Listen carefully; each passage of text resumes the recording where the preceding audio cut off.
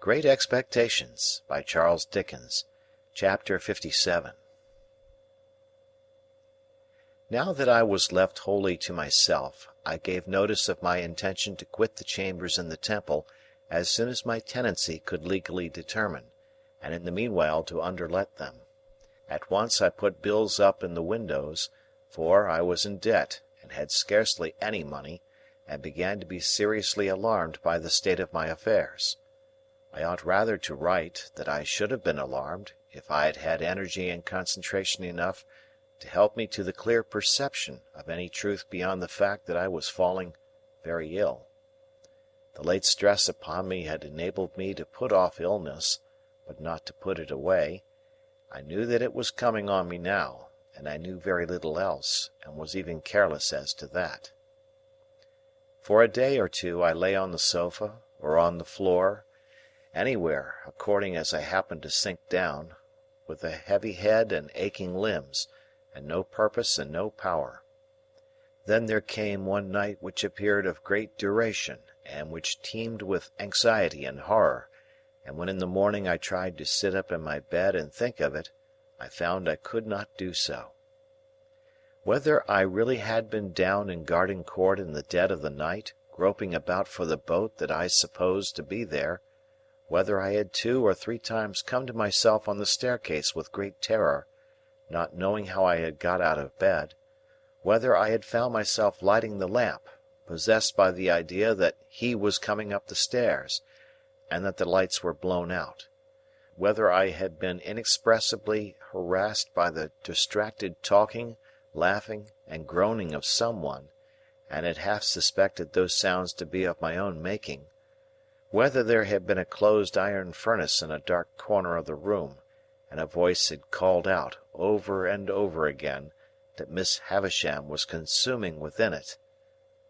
These were things that I tried to settle with myself and get into some order, as I lay that morning on my bed, but the vapour of a lime-kiln would come between me and them, disordering them all, and it was through the vapour at last that I saw 2 men looking at me. "What do you want?" I asked, starting. "I don't know you." "Well, sir," returned one of them, bending down and touching me on the shoulder, "this is a matter that you'll soon arrange, I dare say, but you're arrested." "What is the debt?" £123.15, 6 jewellers' account, I think." "What is to be done?"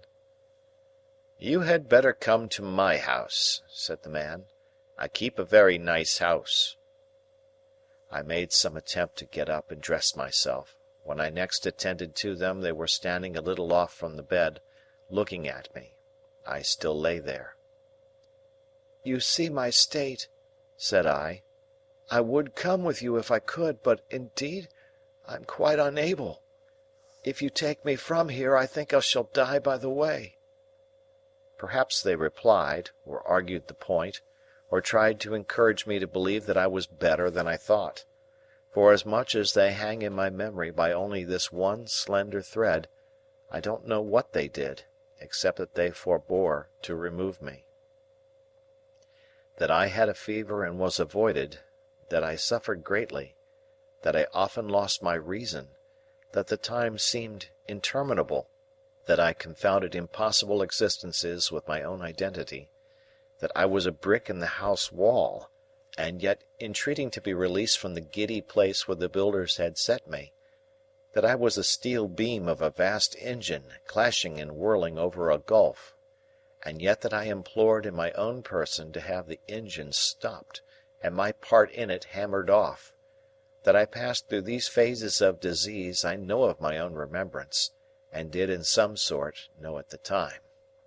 That I sometimes struggled with real people, in the belief that they were murderers, and that I would all at once comprehend that they meant to do me good, and would then sink exhausted in their arms, and suffer them to lay me down, I also knew at the time. But, above all, I knew that there was a constant tendency in all these people, who, when I was very ill, would present all kinds of extraordinary transformations of the human face, and would be much dilated in size, above all, I say, I knew that there was an extraordinary tendency in all these people, sooner or later, to settle down into the likeness of Joe. After I had turned the worst point of my illness, I began to notice that while all its other features changed, this one consistent feature did not change. Whoever came about me still settled down into Joe. I opened my eyes in the night, and I saw, in the great chair at the bedside, Joe. I opened my eyes in the day, and sitting on the window-seat, smoking his pipe in the shaded open window, still I saw Joe. I asked for a cooling drink, and the dear hand that gave it me was Joe's.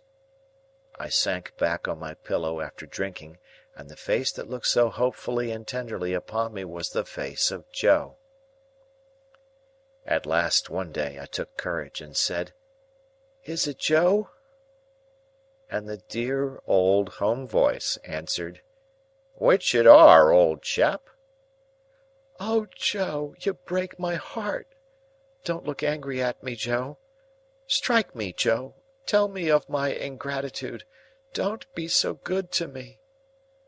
For Joe had actually laid his head down on the pillow at my side and put his arm round my neck in his joy that I knew him. "Which dear old Pip, old chap," said Joe, "you and me was ever friends, and when you're well enough to go out for a ride, what larks!"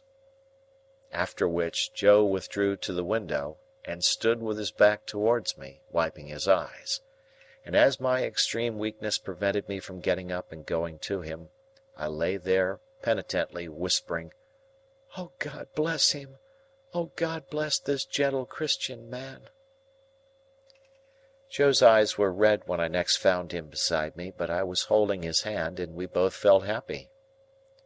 "How long, dear Joe?" "Which you meanter say, Pip? How long has your illness lasted, dear old chap?" "Yes, Joe." "It's the end of May, Pip. To-morrow is the 1st of June." "And have you been here all that time, dear Joe?" "Pretty nigh, old chap.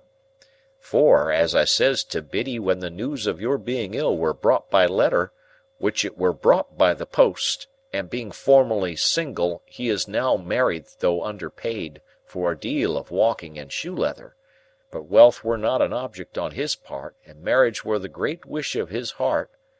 "It is so delightful to hear you, Joe. But I interrupt you in what you said to Biddy." "Which it were," said Joe, "that how you might be amongst strangers, and that how you and me having been ever friends, a visit at such a moment might not prove unacceptable. And Biddy, her word were, 'Go to him without loss of time.' That," said Joe, summing up with his judicial air, "were the word of Biddy.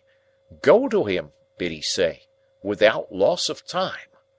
In short, I shouldn't greatly deceive you," Joe added after a little grave reflection, "if I represented to you that the word of that young woman were, 'without a minute's loss of time.'"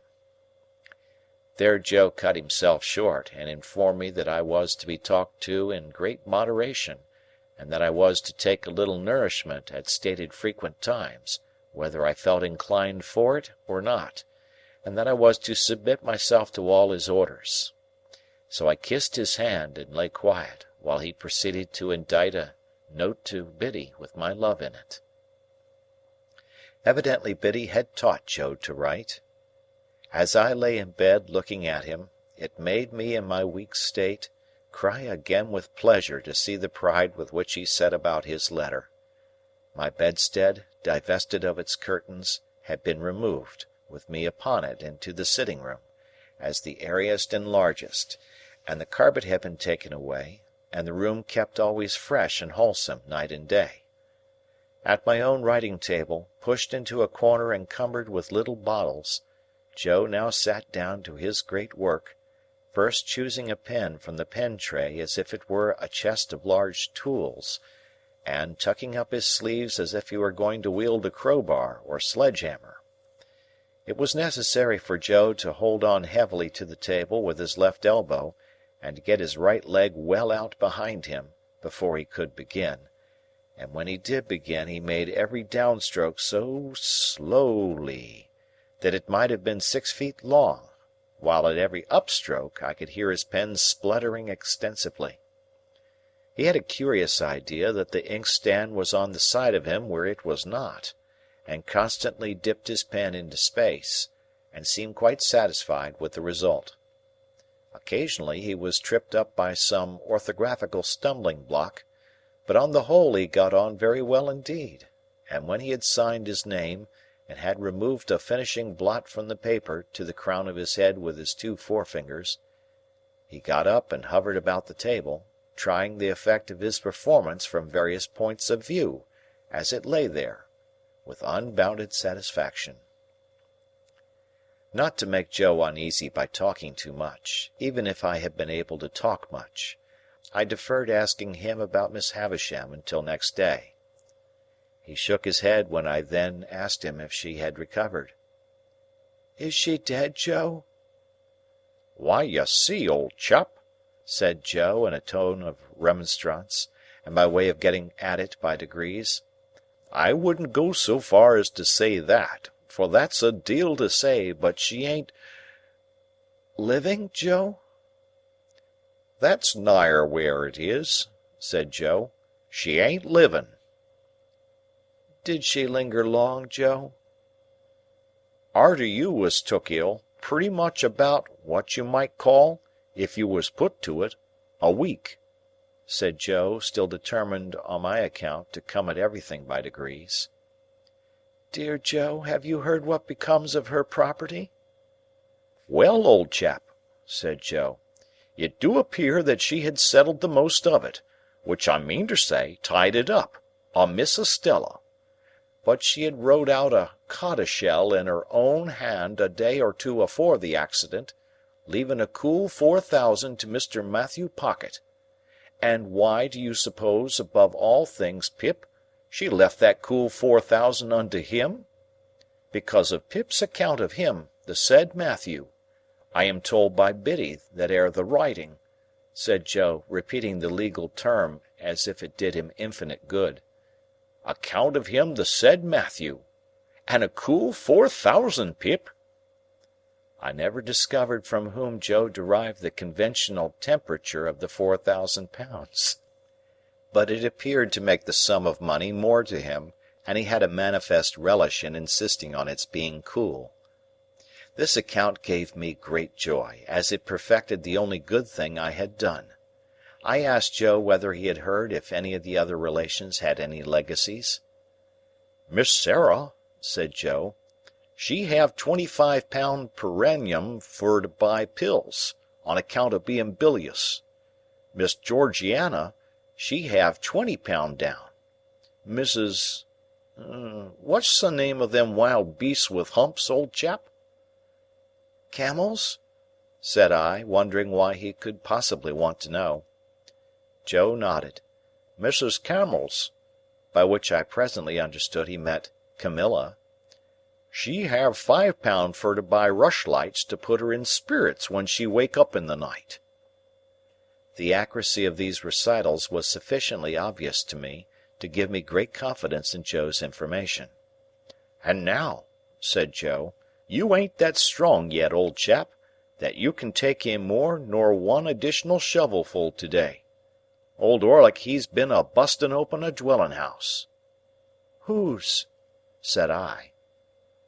"Not, I grant you, but what his manners is given to blusterous," said Joe, apologetically. "Still, an Englishman's house is his castle, and castles must not be busted, 'cept when done in war-time. And whatsomever the failings on his part, he were a corn and seedsman in his heart." "Is it Pumblechook's house that has been broken into, then?" "That's it, Pip," said Joe. "And they took his till, and they took his cash-box, and they drinked his wine, and they partook of his wittles, and they slapped his face, and they pulled his nose, and they tied him up to his bedpost, and they give him a dozen, and they stuffed his mouth full of flowering annuals to prevent his crying out. But he knowed Orlick, and Orlick's in the county jail." By these approaches we arrived at unrestricted conversation. I was slow to gain strength, but I did slowly and surely become less weak, and Joe stayed with me, and I fancied I was little Pip again. For the tenderness of Joe was so beautifully proportioned to my need that I was like a child in his hands. He would sit and talk to me in the old confidence and with the old simplicity, and in the old unassertive protecting way, so that I would half believe that all my life, since the days of the old kitchen, was one of the mental troubles of the fever that was gone. He did everything for me except the household work, for which he had engaged a very decent woman, after paying off the laundress on his first arrival.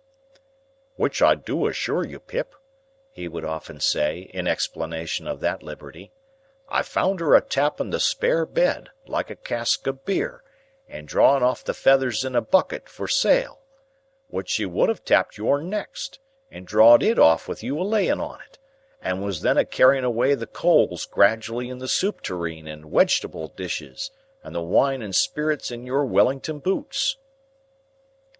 We looked forward to the day when I should go out for a ride, as we had once looked forward to the day of my apprenticeship. And when the day came, and an open carriage was got into the lane, Joe wrapped me up, took me in his arms, carried me down to it, and put me in, as if I were still the small helpless creature to whom he had so abundantly given the wealth of his great nature. And Joe got in beside me, and we drove away together into the country, where the rich summer growth was already on the trees and on the grass, and sweet summer scents filled all the air.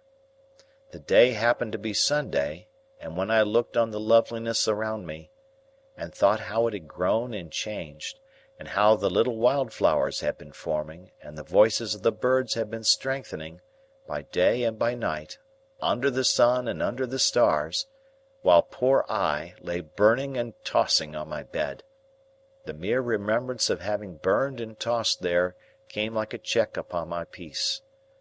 But when I heard the Sunday bells and looked around a little more upon the outspread beauty, I felt that I was not nearly thankful enough, that I was too weak yet to be even that, and I laid my head on Joe's shoulder, as I had laid it long ago when he had taken me to the fair or where not, and it was too much for my young senses. More composure came to me after a while, and we talked as we used to talk, lying on the grass at the old Battery. There was no change whatever in Joe. Exactly what he had been in my eyes then, he was in my eyes still, just as simply faithful, and as simply right. When we got back again, and he lifted me out and carried me, so easily, across the court and up the stairs, I thought of that eventful Christmas day when he had carried me over the marshes. We had not yet made any allusion to my change of fortune, nor did I know how much of my late history he was acquainted with. I was so doubtful of myself now, and put so much trust in him, that I could not satisfy myself whether I ought to refer to it when he did not. "Have you heard, Joe?" I asked him that evening, upon further consideration, as he smoked his pipe at the window, "who my patron was?" "I heerd," returned Joe, "as it were not Miss Havisham, old chap." "Did you hear who it was, Joe?" "Well, I heerd as it were a person what sent the person what give you the bank notes at the Jolly Bargemen, Pip." "So it was." "Astonishing!" said Joe in the placidest way. "Did you hear that he was dead, Joe?" I presently asked, with increasing diffidence. "Which? Him as sent the bank notes, Pip?" "Yes." "I think," said Joe, after meditating a long time, and looking rather evasively at the window-seat, "as I did hear tell that how he were something or other in a general way in that direction." "Did you hear anything of his circumstances, Joe?" "Not particular, Pip." "But if you would like to hear, Joe—" I was beginning, when Joe got up and came to my sofa. "Look'ee here, old chap," said Joe, bending over me. "Ever the best of friends, ain't us, Pip?" I was ashamed to answer him. "Wery good, then," said Joe, as if I had answered. "That's all right, that's agreed upon. Then why go into subjects, old chap, which as betwixt two sech must be for ever unnecessary? There's subjects enough as betwixt two sech, without unnecessary ones. Lord! To think of your poor sister and her rampages, and don't you remember Tickler?" "I do indeed, Joe." "Look'ee here, old chap," said Joe. "I done what I could to keep you and Tickler in asunders, but my power was not always fully equal to my inclinations. For when your poor sister had a mind to drop into you, it were not so much," said Joe in his favourite argumentative way, "that she dropped into me too, if I put myself in opposition to her, but that she dropped into you always heavier for it. I noticed that. It ain't a grab at a man's whisker, nor yet a shake or two of a man, to which your sister was quite welcome, that 'ud put a man off from getting a little child out of punishment. But when that little child is dropped into heavier for that grab o' whisker or shaking, then that man naturally up and says to himself, 'Where is the good as you are a-doing? I grant you I see the harm,' said the man, 'but I don't see the good. I call upon you, sir, therefore, to point out the good.'" "The man says?" I observed, as Joe waited for me to speak. "The man says," Joe assented. "Is he right, that man?" "Dear Joe, he is always right." "Well, old chap," said Joe, "then abide by your words. If he's always right, which in general he's more likely wrong, he's right when he says this. Supposing ever you kep any little matter to yourself, when you was a little child, you kept it mostly because you knowed as J. Gargery's power to part you and Tickler in sunders were not fully equal to his inclinations. Therefore, I think no more of it as betwixt two sech, and do not let us pass remarks upon unnecessary subjects. Biddy give herself a deal of trouble with me before I left, for I am almost awful dull, as I should view it in this light, and viewing it in this light, as I should so put it. Both of which," said Joe, quite charmed with his logical arrangement, "being done, now this to you a true friend say, namely, you mustn't go overdoing on it, but you must have your supper and your wine and water, and you must be put betwixt the sheets." The delicacy with which Joe dismissed this theme, and the sweet tact and kindness with which Biddy, who with her woman's wit had found me out so soon, had prepared him for it, made a deep impression on my mind. But whether Joe knew how poor I was, and how my great expectations had all dissolved, like our own marsh mists before the sun, I could not understand. Another thing in Joe that I could not understand when it first began to develop itself, but which I soon arrived at a sorrowful comprehension of, was this. As I became stronger and better, Joe became a little less easy with me. In my weakness and entire dependence on him, the dear fellow had fallen into the old tone, and called me by the old names, the "dear old Pip, old chap," that now were music in my ears. I too had fallen into the old ways, only happy and thankful that he let me. But imperceptibly, though I held by them fast, Joe's hold upon them began to slacken, and whereas I wondered at this, at first, I soon began to understand that the cause of it was in me, and that the fault of it was all mine. Ah! Had I given Joe no reason to doubt my constancy, and to think that in prosperity I should grow cold to him and cast him off? Had I given Joe's innocent heart no cause to feel instinctively that as I got stronger, his hold upon me would be weaker, and that he had better loosen it in time and let me go, before I plucked myself away? It was on the third or fourth occasion of my going out walking in the Temple gardens, leaning on Joe's arm, that I saw this change in him very plainly. We had been sitting in the bright warm sunlight, looking at the river, and I chanced to say as we got up, "See, Joe, I can walk quite strongly.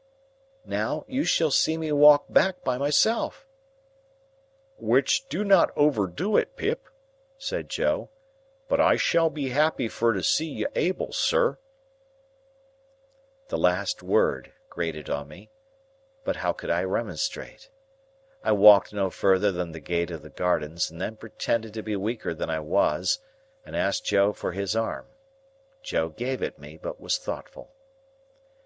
I, for my part, was thoughtful too, for how best to check this growing change in Joe was a great perplexity to my remorseful thoughts.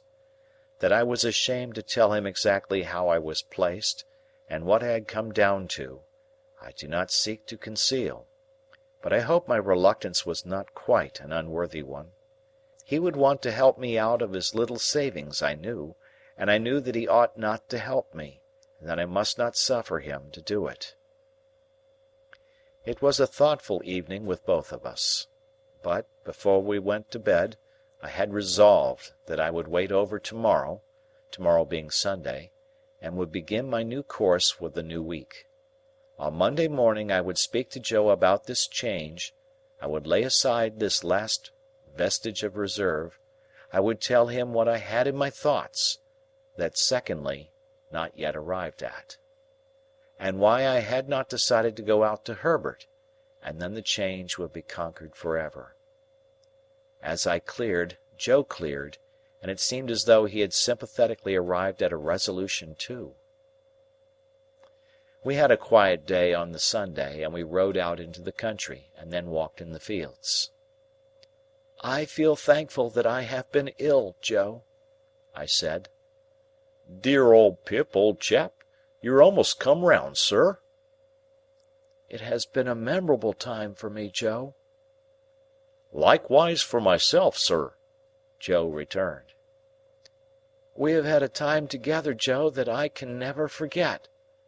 There were days once, I know, that I did for a while forget, but I never shall forget these." "Pip," said Joe, appearing a little hurried and troubled, "there has been larks, and, dear sir, what has been betwixt us, have been." At night, when I had gone to bed, Joe came into my room, as he had done all through my recovery. He asked me if I felt sure that I was as well as in the morning. "Yes, dear Joe, quite." "And are always a-getting stronger, old chap?" "Yes, dear Joe, steadily." Joe patted the coverlet on my shoulder with his great good hand, and said, in what I thought a husky voice, "Good night." When I got up in the morning, refreshed and stronger yet, I was full of my resolution to tell Joe all, without delay. I would tell him before breakfast. I would dress at once and go to his room and surprise him, for it was the first day I had been up early. I went to his room, and he was not there. Not only was he not there, but his box was gone. I hurried then to the breakfast table, and on it found a letter. These were its brief contents. "Not wishful to intrude, I have departured for you are well again, dear Pip, and will do better without J.O. P.S. Ever the best of friends." Enclosed in the letter was a receipt for the debt and costs on which I had been arrested. Down to that moment I had vainly supposed that my creditor had withdrawn, or suspended proceedings until I should be quite recovered. I had never dreamed of Joe's having paid the money, but Joe had paid it, and the receipt was in his name. What remained for me now, but to follow him to the dear old forge, and there to have out my disclosure to him, and my penitent remonstrance with him, and there to relieve my mind and heart of that reserved secondly, which had begun as a vague something lingering in my thoughts, and had formed into a settled purpose. The purpose was that I would go to Biddy, that I would show her how humbled and repentant I came back, that I would tell her how I had lost all I once hoped for, that I would remind her of our old confidences in my first unhappy time. Then I would say to her, "Biddy, I think you once liked me very well, when my errant heart, even while it strayed away from you, was quieter and better with you than it ever has been since. If you can like me only half as well once more, if you can take me with all my faults and disappointments on my head, if you can receive me like a forgiven child, and indeed I am as sorry, Biddy, and have as much need of a hushing voice and a soothing hand, I hope I am a little worthier of you than I was, not much, but a little. And Biddy, it shall rest with you to say whether I shall work at the forge with Joe, or whether I shall try for any different occupation down in this country, or whether we shall go away to a distant place where an opportunity awaits me which I set aside, when it was offered, until I knew your answer. And now, dear Biddy, if you can tell me that you will go through the world with me, you will surely make it a better world for me, and me a better man for it, and I will try hard to make it a better world for you." Such was my purpose. After 3 days more of recovery, I went down to the old place to put it in execution, and how I sped in it is all I have left to tell. End of chapter. Great Expectations by Charles Dickens, Chapter 58. The tidings of my high fortunes having had a heavy fall had got down to my native place and its neighbourhood before I got there. I found the Blue Boar in possession of the intelligence, and I found that it made a great change in the Boar's demeanour. Whereas the Boar had cultivated my good opinion with warm assiduity when I was coming into property, the Boar was exceedingly cool on the subject now that I was going out of property. It was evening when I arrived, much fatigued by the journey I had so often made so easily. The Boar could not put me into my usual bedroom, which was engaged, probably by someone who had expectations, and could only assign me a very indifferent chamber among the pigeons and post-chaises up the yard. But I had as sound a sleep in that lodging as in the most superior accommodation the Boar could have given me, and the quality of my dreams was about the same as in the best bedroom. Early in the morning, while my breakfast was getting ready, I strolled round by Satis House. There were printed bills on the gate and on bits of carpet hanging out of the windows, announcing a sale by auction of the household furniture and effects next week. The house itself was to be sold as old building materials, and pulled down. Lot 1 was marked in whitewashed knock-kneed letters on the brewhouse, Lot 2 on that part of the main building which had been so long shut up.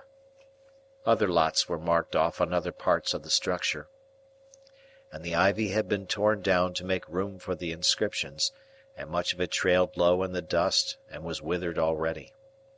Stepping in for a moment at the open gate, and looking around me with the uncomfortable air of a stranger who had no business there, I saw the auctioneer's clerk walking on the casks and telling them off for the information of a catalogue compiler, pen in hand, who made a temporary desk of the wheeled chair I had so often pushed along to the tune of Old Clem.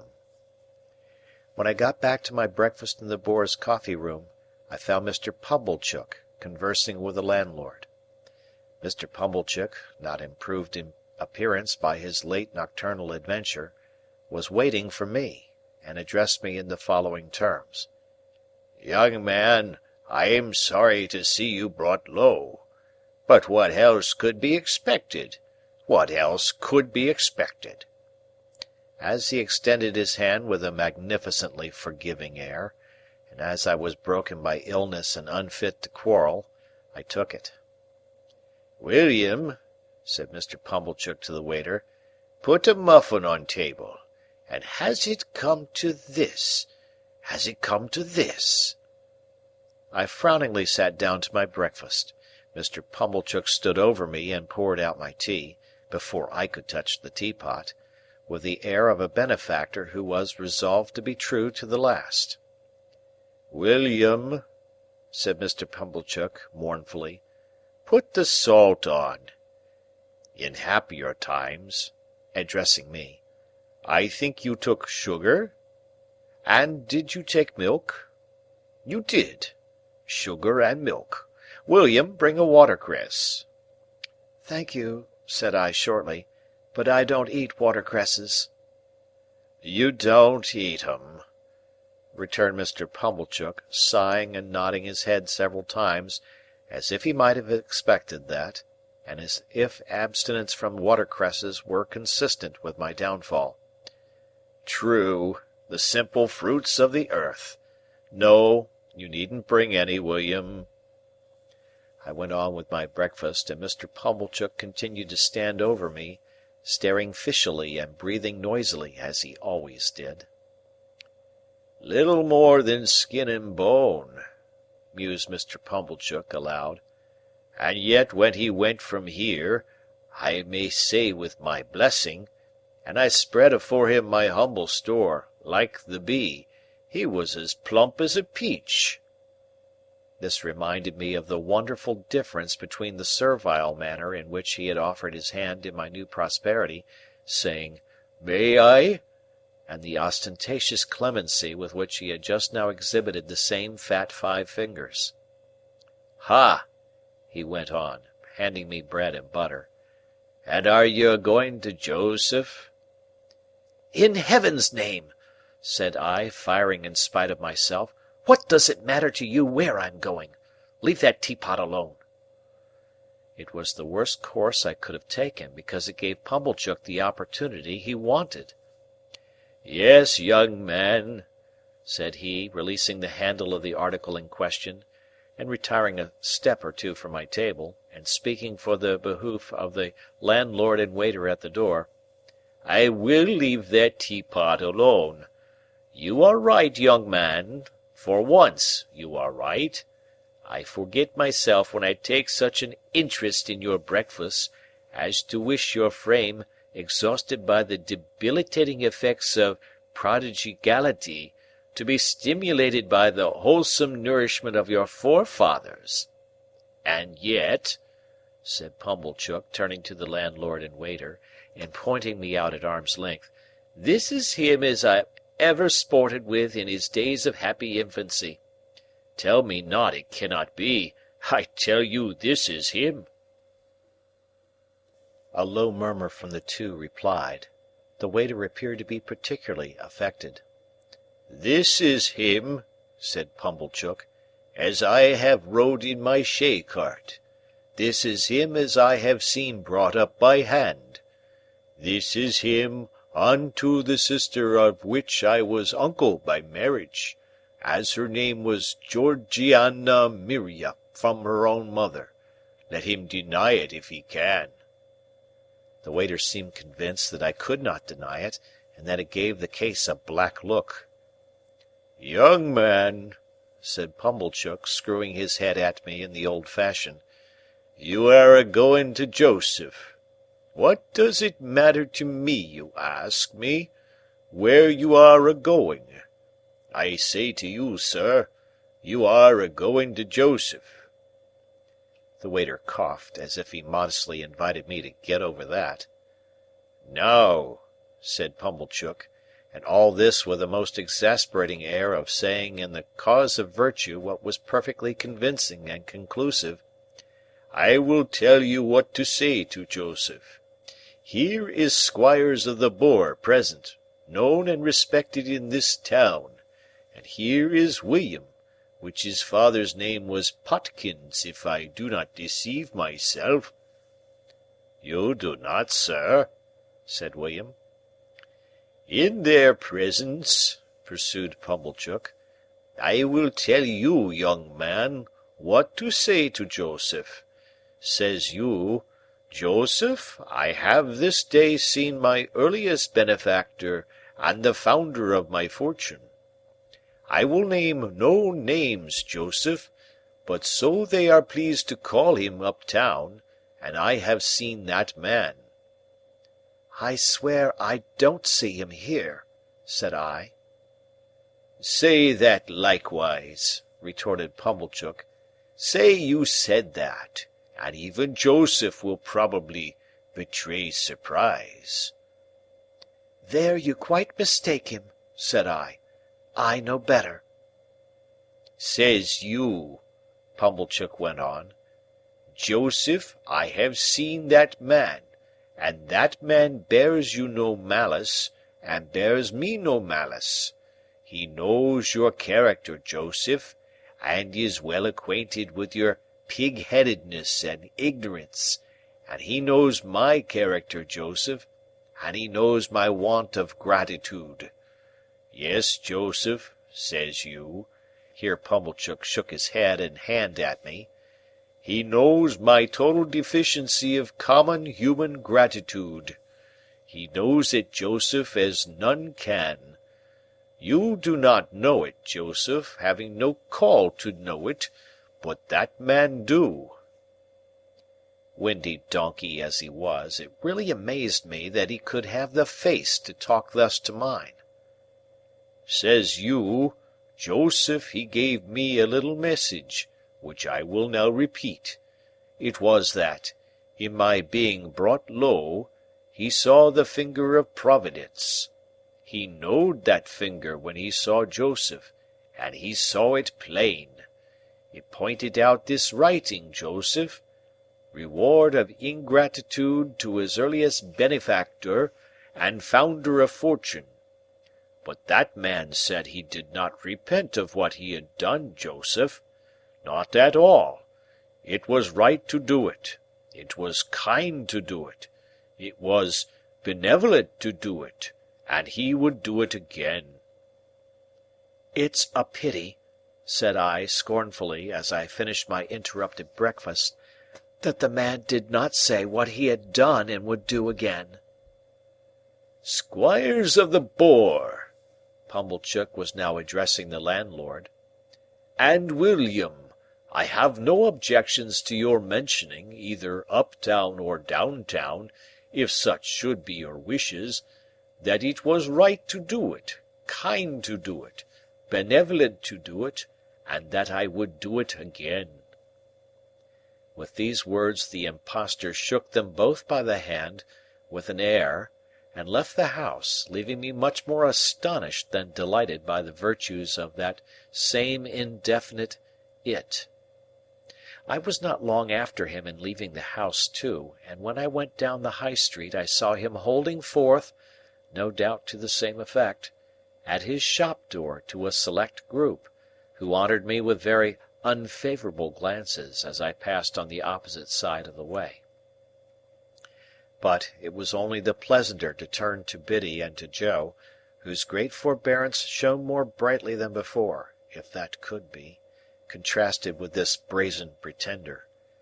I went towards them slowly, for my limbs were weak, but with a sense of increasing relief as I drew nearer to them, and a sense of leaving arrogance and untruthfulness further and further behind.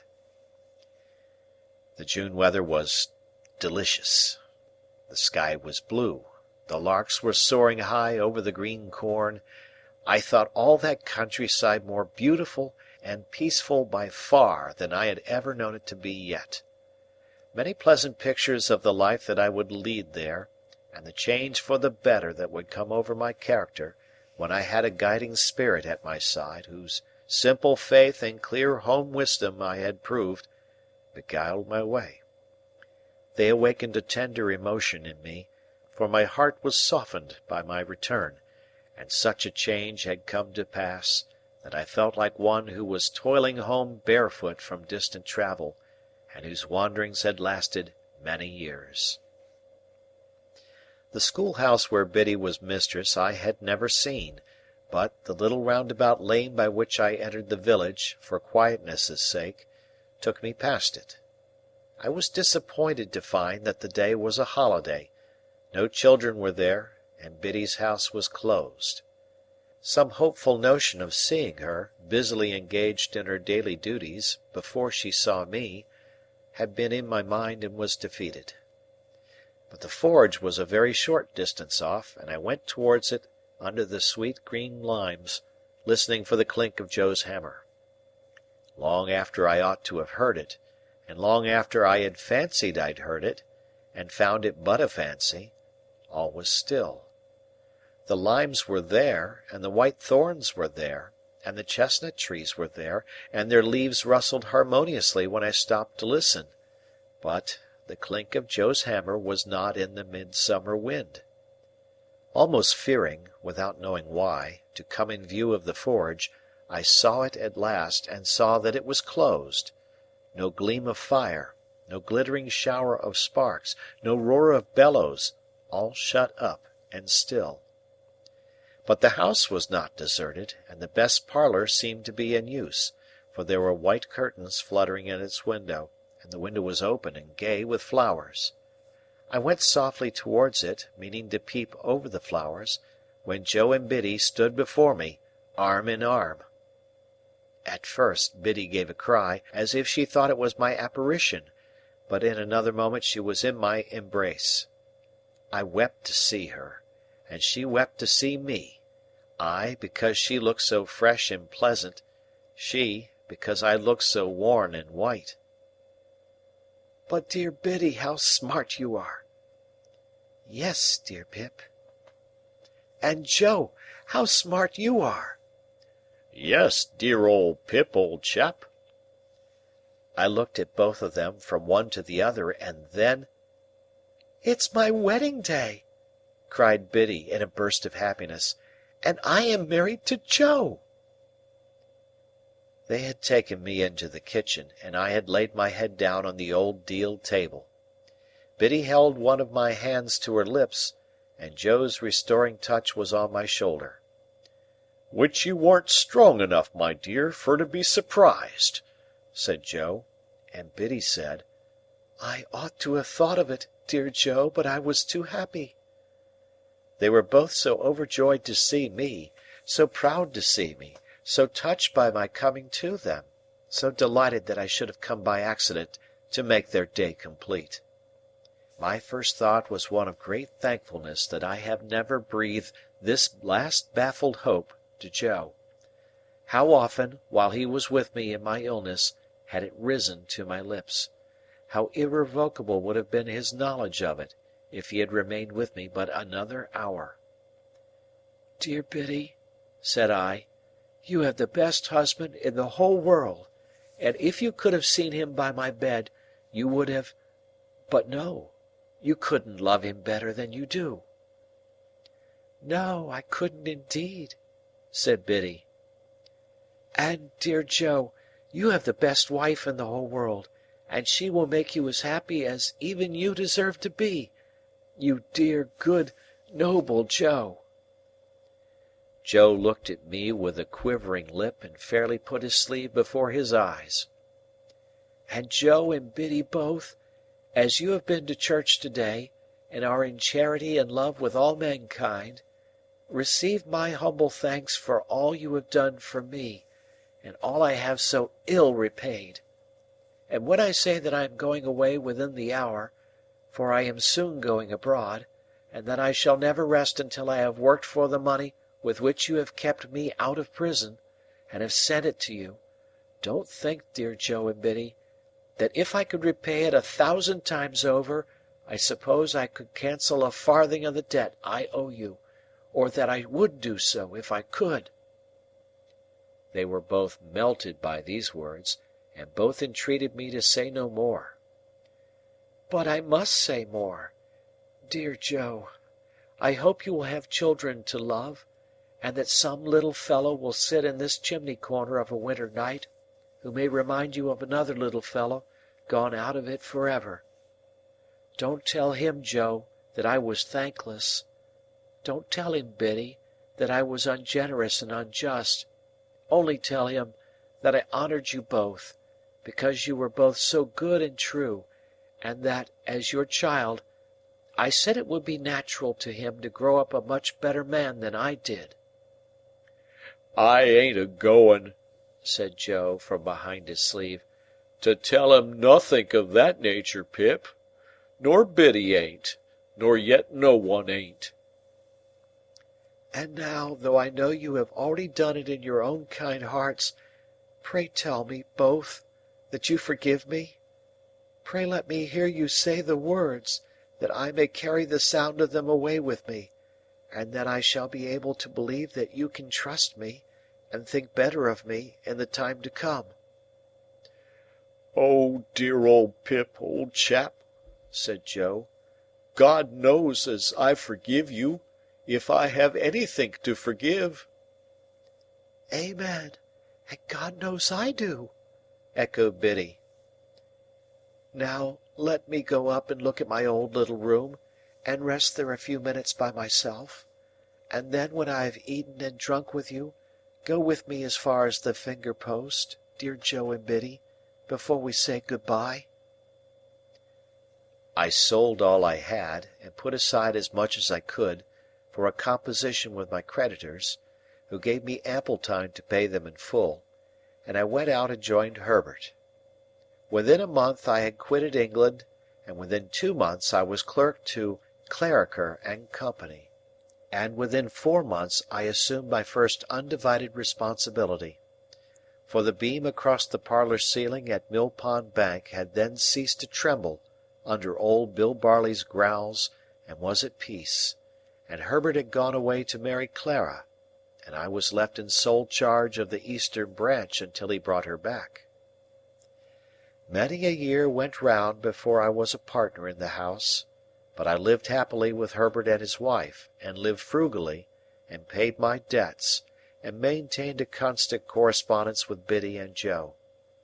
It was not until I became third in the firm that Clarriker betrayed me to Herbert, but he then declared that the secret of Herbert's partnership had been long enough upon his conscience, and he must tell it. So he told it, and Herbert was as much moved as amazed, and the dear fellow and I were not the worse friends for the long concealment. I must not leave it to be supposed that we were ever a great house, or that we made mints of money. We were not in a grand way of business, but we had a good name, and worked for our profits, and did very well.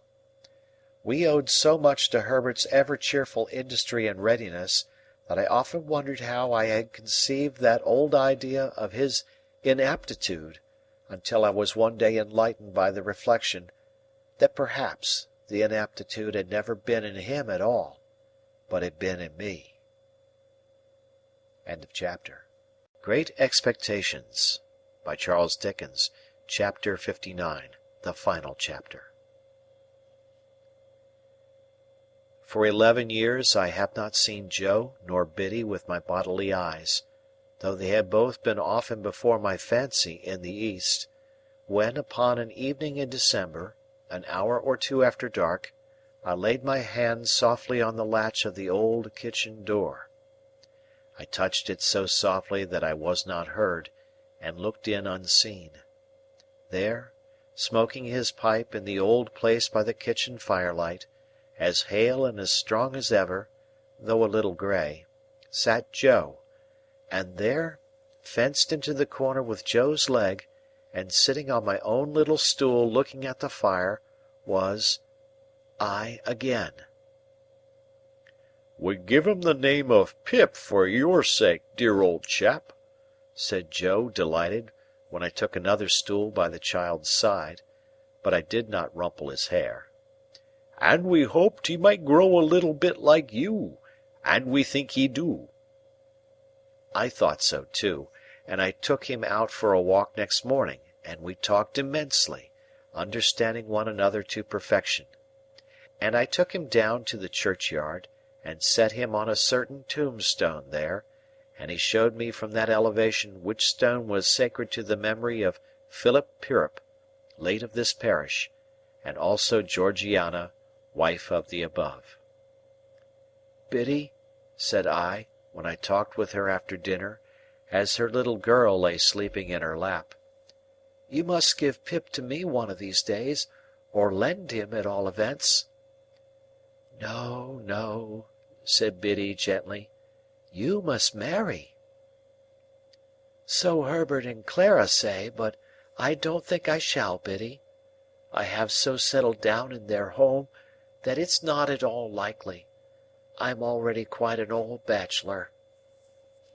Biddy looked down at her child and put its little hand to her lips, and then put the good matronly hand with which she had touched it into mine.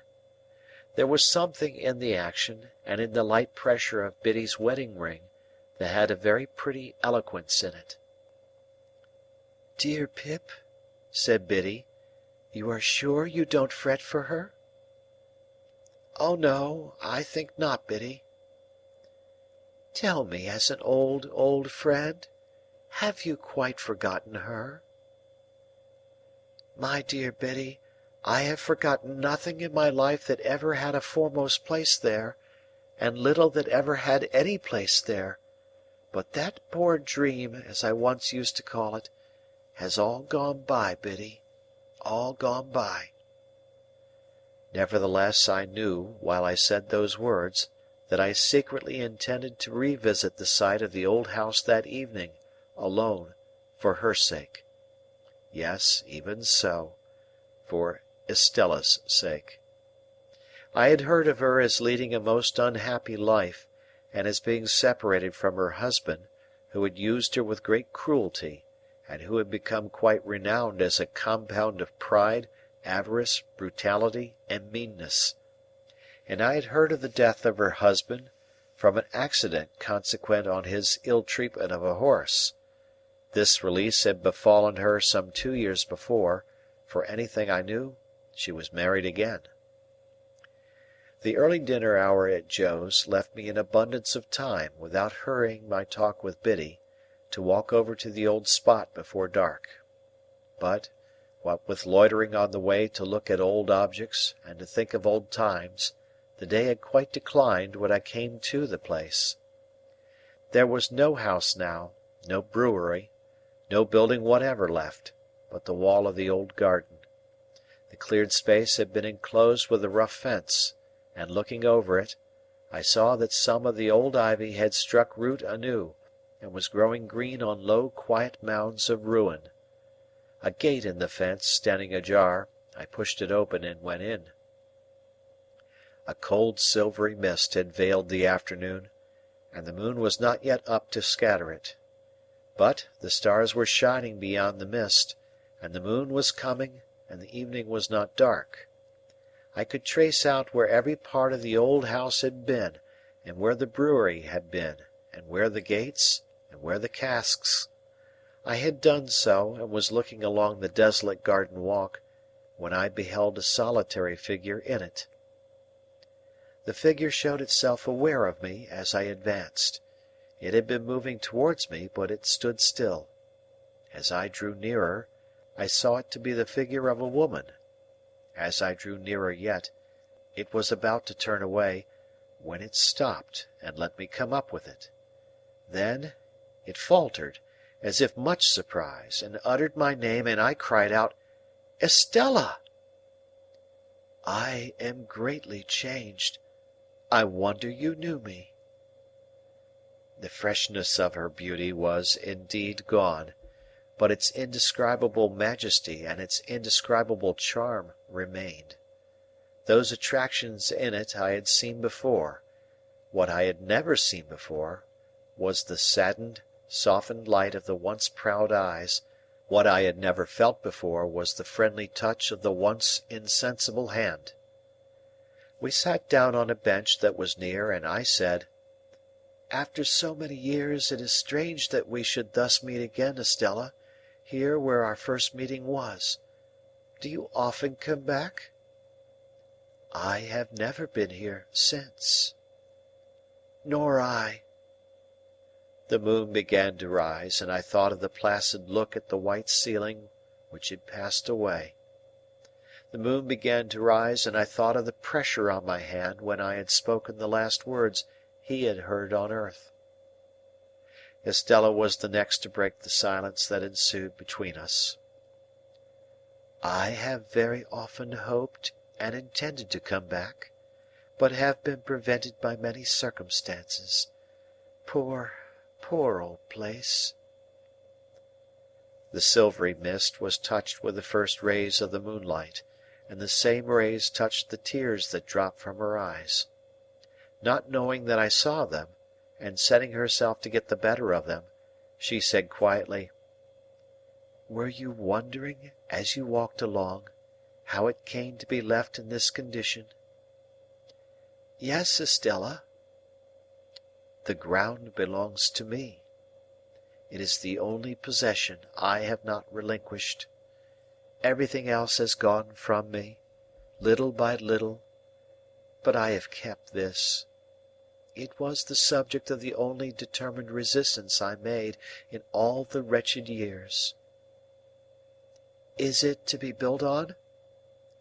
"At last it is. I came here to take leave of it before its change.